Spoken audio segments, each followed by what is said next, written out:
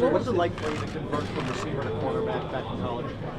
It was tough, but it was actually really fun because of the circumstances I had to do it under, and because I knew the offense to a T. So we're in spring ball, and I know every split, I know every route, I know every signal, I know every play, and I know it from all three positions. So now it's just a matter of figuring out who's getting the ball, and when you do that, it doesn't matter what coverage you're in. I know the plays. I can just walk to spots and stand there at times, and it would be annoying as heck to the offense, and they got tired of it. But it worked to my benefit, and I still use that to this day.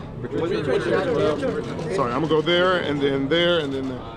What is it that the most to you about Robert Saleh as a D coordinator? He's just so dynamic, and he's always evolving. He's the guy that has taken the cover 3 scheme that everybody talks about, has originated Pete's scheme, and he's really evolved it and changed it in a way that masks a lot of the weaknesses that it had previously.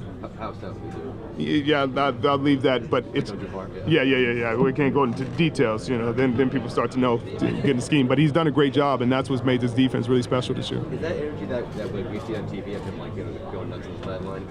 Is that him all week? Heck no. He's not that crazy all week. That's what's crazy when we see it.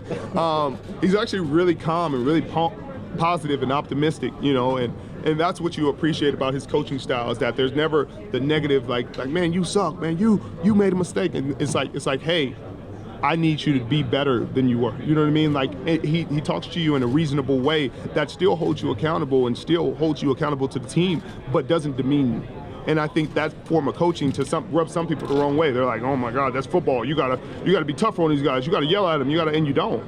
You don't. We got the #1 pass defense in football. We were the #1 yardage defense for most of the season. Like, it just shows you there's more than one way to get this job done. Is the majority of coaching in the NFL competing?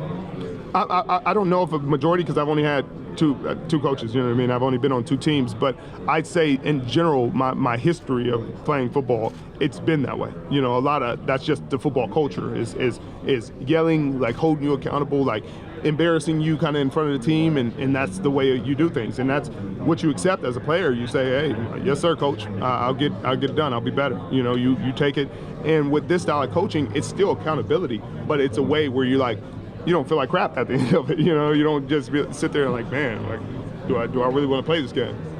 Richard, this 49er defense and Seahawks 2013, which one is better? And can you remember the play that you pass defense against Colin Kaepernick led to the interception in an NFC Championship game 2013? It's always difficult to compare a team that's already competed and finished their story to a team that's still in the middle of writing theirs. This is one of the best defenses in football that we're on right now. That defense was one of the best defenses of the history of football. So it's difficult for me to compare and contrast when we're still in the middle, we're still in the season, and we're still trying to win a championship, and that team won a championship. But I have a ton of respect for the guys on both defenses, and both defenses play at a high level. And yes, I remember that pass defense. It was one of the biggest plays of my career. Yeah, Richard, Sorry. Thank you. So impressed with some of your teammates talking about their faith in God, and I know that your faith is very important to you. Yeah, 100%. I don't think you make it through some of the adversity and some of the mental stress that you go through without having faith. I don't think, and we were talking about this earlier about how I got back from my injury, and it's a blind faith. It's about walking down steps you don't see, and I don't think people understood what the message that I was trying to convey. But that's what faith is. That's what believing is walking down a path you can't see and believing that it's leading you the right direction. Richard, you shared a locker room with Frank Clark. Did you witness him grow as a human being, as a person? 100%, man. I'm so proud of Frank, and I'm so happy for him and his success, and he deserves everything that comes his way. He's one of the hardest working guys, one of the best human beings, one of the guys that you can't help but root for. And I'm just grateful to see, to compete against him. Obviously we're gonna have our hands full. He's a heck of a player, but outside of this game is so limited. You know what I mean? There's going to be a winner, there's going to be a loser, but in life, and just life, and how far he's come, and what he's had to go through to get to where he is today, man, it's unbelievable. I'm curious your initial reaction when coming out of Michigan. You're in Seattle, and you saw maybe some of those headlines about him and those news stories. What was your initial reaction to that? And having the Seahawks drafted? Honestly, I didn't have a reaction. You know, like I said before, I don't judge people off what they've done in the past or what people have said about them. I judge people off of the individual that I meet, the individual I get to know, and what they show me and who they are when I'm around them. And he's been nothing but a professional and a great friend and a great teammate. Richard, I'm sure that you are very intelligent and that's how you made your career.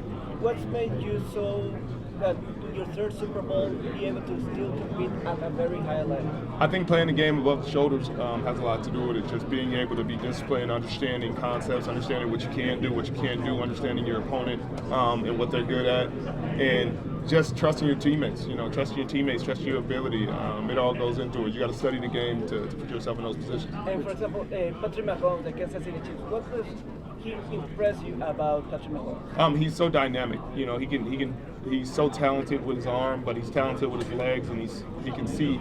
He has great vision to see around the field, and he can get the ball anywhere. You know, he can get the ball 70 yards opposite hash. He can get the ball 80 yards straight down the field. You know, he could be spinning around off his back foot and drop a dime 60 yards outside the numbers. And that's what you can appreciate, and that's what you have to be aware of. This is your third Super Bowl. What's your favorite story so far about an anecdote that you can tell us about being in a Super Bowl? It's just a special experience. I don't have any special something that I'm thinking about right now. It's just, you know, it's been a fun ride, and it's a great team to do it with, so young and so full of energy, and I appreciate that. I know you were asked about Sammy Watkins earlier. Tyreek Hill, what kind of challenge is he for? Oh, he presents a tremendous challenge. I remember our first preseason game against him when he was a rookie, and he ran a slant route, and we got the breakup, but it showed me a lot of his ability, and obviously I hadn't thought about it. It's a preseason game, we don't really look at as much film, and I had talked to him after the game, and I'm like, you're going to be a heck of a player in this league. And because of how dynamic and how fast and how explosive he was as a player. And, you know, obviously he had to refine a few things, and he's done that since then. He's really evolved into one of the top player measures in this league, and it's really cool to see. Richard, can you talk about just the speed? I mean, you talk about the speed, obviously, of Tyreek Hill and Patrick Mahomes, but how difficult is it on the back end of a defense when you're defending a quarterback like Mahomes who can buy so much time and covering those receivers that are good to coming back? What's the key to that? You're a veteran in all this. We play against Russell twice a year, so we're accustomed to having to do that. It's a great challenge, and we expect to answer the challenge. It's going to be fun. Is there a secret to? I mean, you share with some of your younger DBs in terms of that mentality of doing that. There's no secret to it. You got to cover them. You know, there's no secret sauce. There's no, oh my God, you got to do this. You know, you got to cover the guys. What about Jimmy Garoppolo? You answer a lot of questions about attacking Patrick Mahomes or facing Patrick Mahomes. That's obviously a unique challenge. But what about Jimmy Garoppolo, your own quarterback? What are the unique challenges that he presents to a defense? His strengths? Well, he's a quick decision maker. He gets the ball out quick. We were missing two of our tackles, our starting tackles for I don't know, 5 or 6 games, and usually that's going to destroy a team when you lose two of your tackles for that amount of time. That'll usually tank your season.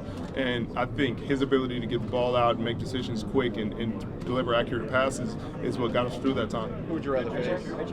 As a defensive player that wants to stop you, I'd rather face whoever's in front of us. Richard, when people look back at this team and this coaching staff 2 years down the line, you think it'll be remembered as one of the NFL's great coaching staffs? I do. I think there's going to be a lot of people that come off this coaching tree and ended up being coordinators and head coaches, similar to the one that we had in Seattle early on. You know, I think there ended up being 4 or 5 defensive coordinators and 2 head coaches off of that staff, and probably could have been more with Salah, Ken Norton. I think Todd Wash is a coordinator now. Marquand Manuel. Gus Bradley, Dan Quinn, Chris Richard. I guess it was a great staff, and that's just the defensive side. You know, the offensive side had their own tree, but I agree that I think it'd be special. What makes this coaching staff so special? Because there's no ego. There's no ego. You know, you think for how good of a staff this is and how talented they are, that, you know, there'd just be a natural, you know, confidence about them and kind of hierarchy, and I don't think they see it that way. You know, they're just willing to do whatever it takes to get the job done. They don't care if the pass game coordinator and we throw it 42 times, or it's the run game coordinator and we're freaking running it 47 times. And I don't think they care who gets the credit. And that's unique about this staff. I think it's really important, and a lot of people care about that because, you know, it matters who gets jobs and things like that. But on this staff, a lot of times you don't even hear about the guys who are calling the plays sometimes, you know, because it's Kyle's system, and Kyle deserves a ton of credit. But I think McDaniel does a great job, and Florida does a great job. Obviously, Wes Welker has done a great job with the receivers, along with Miles and Katie. Bobby T with the running backs. It's really cool to see all those guys in the jobs that they've done. Richard, this whole season you've made a point of singing the praises of your teammates who you feel like maybe haven't gotten enough national recognition. Do you feel like they're starting to get that recognition now? And if not, who deserves a shout out? No, they're not, because we went through Pro Bowl and All Pro, and we had 3 guys in All Pro and 4 Pro Bowlers. And you know, have such a great defense and make it to the Super Bowl with just 4 Pro Bowlers and 3 All Pros. And that's what's unfortunate, because, you know, the guys are playing at such a high level, like Eric Armstead, and they aren't getting the recognition they deserve. K'Wan Williams, Jimmy Ward, Fred Warner. You know, I can go on and on. DeForest Buckner deserved more. Nick Bosa should have been an All-Pro. On the O-line, Lakin should have been a Pro Bowler, All-Pro. You know, there's, you know, the running back group, they just spread the carries, but they deserve more credit, and it's just unfortunate that they weren't recognized.